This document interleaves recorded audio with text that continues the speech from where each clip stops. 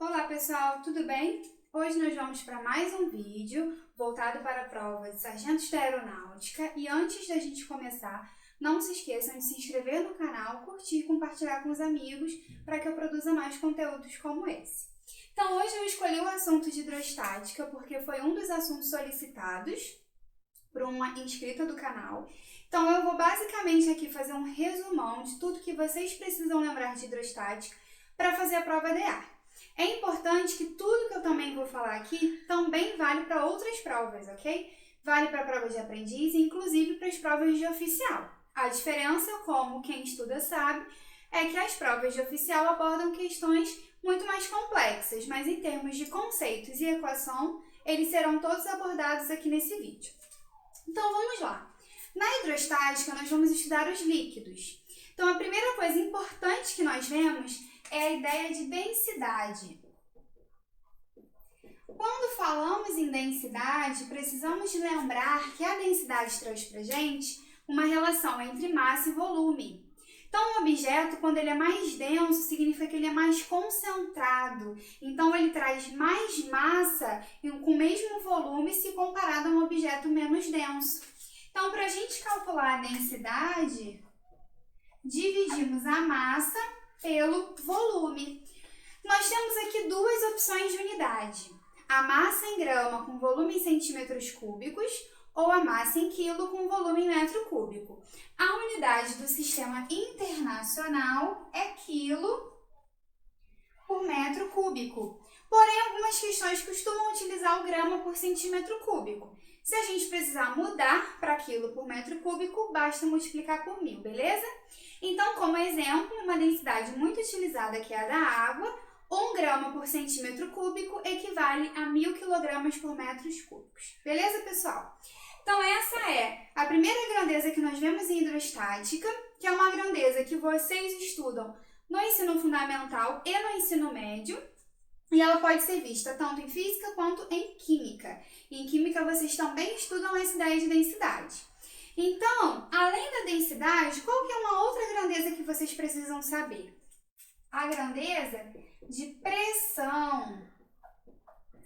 Então, qual que é a ideia de pressão? Pressão já vai relacionar para a gente, além da força que atua, a área em que ela atua. Então, nós temos para a pressão que pressão é força sobre área. Importante comentar que pressão é uma grandeza escalar, porque isso já caiu na prova de ar, não uma grandeza vetorial. Quando falamos em pressão, basta colocarmos o módulo, ou seja, o valor e a unidade, tá? Não existe direção nem sentido para pressão. Então, a pressão é força dividido para área, onde a força é medida em newtons e a área em metro quadrado. Então, nós temos essa pressão em newton por metro quadrado, que também pode ser chamada de Pascal, em homenagem ao físico. Então, o que essa fórmula diz pra gente? Que além da gente poder relacionar a força, nós temos uma relação entre as áreas, que é o seguinte: quando eu faço uma mesma força em uma região com uma área muito grande e em uma região com uma área muito pequena, eu posso observar efeitos diferentes. Esses efeitos diferentes, eles estão relacionados justamente à pressão. Então, quanto maior a área, menor é a pressão que atua. Quanto menor a área, maior é a pressão. Então, um exemplo bem clássico que eu sempre dou para os meus alunos é o do salto alto. Quando nós mulheres usamos salto alto, quanto mais fino ele é, ou seja, quanto menor é a área que ele possui de contato com o chão, maior é a pressão exercida. Então, machuca muito mais os nossos pés do que um salto plataforma que possui uma área maior. Essa equação de pressão, ela é utilizada também na prensa hidráulica e elevador hidráulico, que nós consideramos dois pontos com a mesma pressão. Então, para eles, nós temos que a razão entre força e área, ela é igual. Então, a força em um ponto dividido pela área nesse ponto é igual à força entre outro ponto dividido pela área desse mesmo ponto. Quando nós fazemos essa igualdade, aí a gente não precisa se preocupar com a unidade, desde que as áreas estejam ou em centímetros quadrados ou em metros quadrados, ou seja, ambas estejam na mesma. Importante, nesses exercícios que caem muito em prova, é importante a gente lembrar que quando o exercício der a massa, nós precisamos lembrar que F1 e F2 são forças. Então, precisa ser a força peso. Não podemos esquecer de pegar a massa e multiplicar pela gravidade, ok? Então, sempre na hora de utilizar, prestem atenção se o exercício deu a força ou a massa. Segunda coisa, o que essa fórmula traz pra gente? Traz pra gente uma proporcionalidade. Então, eu tenho que se a força for duplicada, a área também duplica. Se a força for quadruplicada, a área também. Então, o que acontece com a força, acontecerá com a área. Se a gente se lembra desse conceito, às vezes o exercício pode se tornar muito rápido, muito imediato, porque a gente economiza tempo e não precisa colocar ali na fórmula. Então, se eu tenho uma força F1, que é de 100 newtons, e uma força F2 de 200 newtons, ou seja, uma força é o dobro da outra, eu já sei que a área 2 também vai ser o dobro da área 1. Então, isso me facilita e agiliza bastante na hora da resolução das questões. E uma outra forma de eu calcular pressão, que aí é pelo princípio de Stevin, seria a pressão atmosférica, que a gente escreve como PATM, mais dGH. O que significa? O D é a densidade, por isso a importância da gente relembrar o conceito de densidade.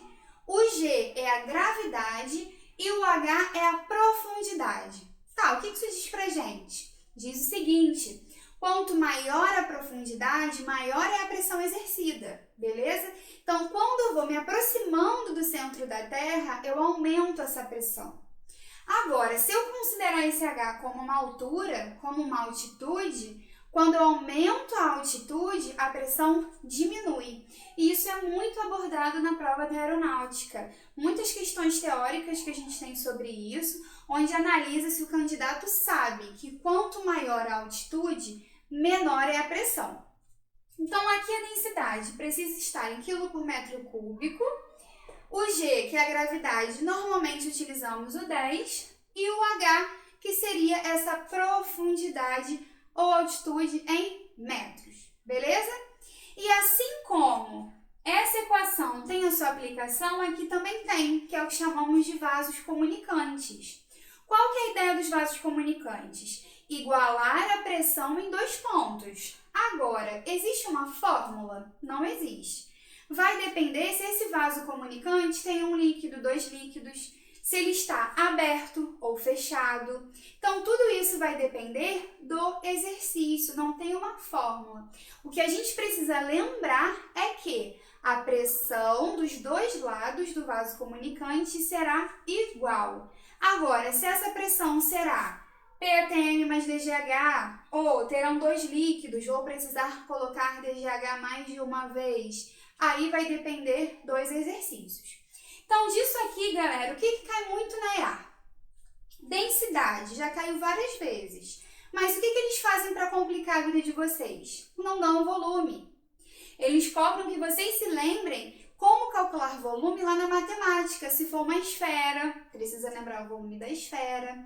Se for um paralelepípedo, se for um cubo. Então, isso é muito comum na prova de EA. Em relação a essa, a mesma pegadinha. Às vezes o exercício não dá a área e cobra que vocês saibam a área de um quadrado, a área de um retângulo, então é importante que vocês se lembrem.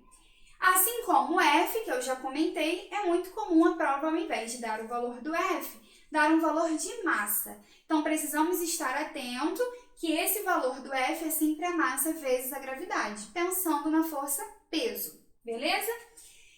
E, além disso, aquelas questões relacionadas a mudanças de unidade. A gente precisa lembrar que todas as unidades precisam estar batendo. Em relação ao princípio de Stevin, a gente tem aquele macetinho que agiliza bastante a resolução de questões. Qual é o macete? O macete é que a cada uma atmosfera de pressão, que seria 10 a quinta pascal, equivale a 10 metros de coluna de água. Como assim? Se eu mergulhar 10 metros, significa que eu tenho uma pressão hidrostática, ou seja, uma pressão do líquido de 1 atm. Então, se eu mergulhar 20 metros, 2 atm, 30 metros, 3 atm, então isso é uma proporção. Isso faz com que as resoluções sejam muito mais rápidas do que a gente precisar colocar nessa equação. Beleza, pessoal? Não esqueçam de curtir e passar para os amigos para que eu coloque mais conteúdos como esse.